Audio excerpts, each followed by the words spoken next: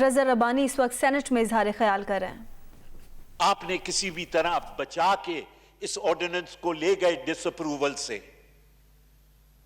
After 120 days, Mr. Chairman, this ordinance will lapse unless it is enacted as law.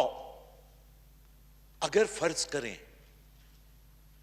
پارلیمان اس کو پاس نہیں کرتی، قانون نہیں بناتی، جب قانون نہیں بنے گا تو آرڈیننس تو مر جائے گا، ختم ہو جائے گا، اور اس کے تحت الیکشن اگر ہو گئے ہوں گے تو اس کا کیا افیکٹ ہوگا؟ Tomorrow there'll be a floodgate of litigation. That the law under which the elections were held, that is subject to what the Supreme Court has to say. But that possibility is there. There will be a floodgate of litigation against the elections to be held in March. That they were held under an ordinance which has now lapsed, and what is the effect of that? Are the elections valid or invalid? Janab Chairman, اپنی party کے اندر revolt کو بچانے کے لیے آپ آئینی اداروں کو داؤ پہ لگا رہے ہیں۔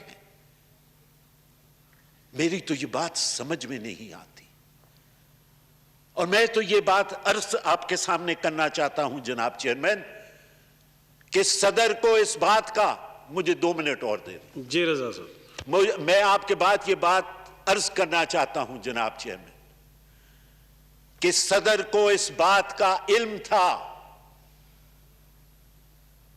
صدر کو اس بات کا علم تھا کہ ایک کانسٹیٹیوشنل امینڈمنٹ بل موو ہوا ہے، اور صدر نے ریفرنس بھیجا سپریم کورٹ۔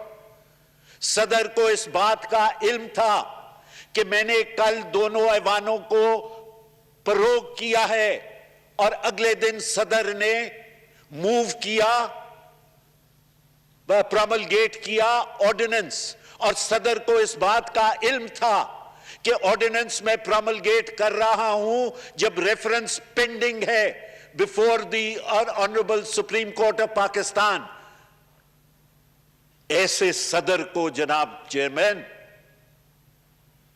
ایسے صدر کے خلاف آج ہمیں چاہیے تھا کہ ہم بحث کرتے ایک ریزولوشن آف امپیچمنٹ پہ under article 47 of the president, that a president who has violated the constitution, left, right and center، جس نے اس بات کی اجازت دی آرٹیکل 50 کے تحت پارلیمان کا حصہ ہوتے ہوئے، جس نے اس بات کی اجازت دی کہ کھڑواڑ بنے سینٹ کے الیکشن کا، جس نے اداروں کو، چاہے وہ پارلیمان ہو چاہے وہ سپریم کورٹ ہو، ایک سیاسی جماعت کے پولیٹیکل ایجنڈا کو آگے بڑھانے کے لیے اس نے اداروں کو جو ہے وہ استعمال کرنے کی کوشش کی۔ جناب chairman, such a president needs to be impeached. Thank you, Mr. President.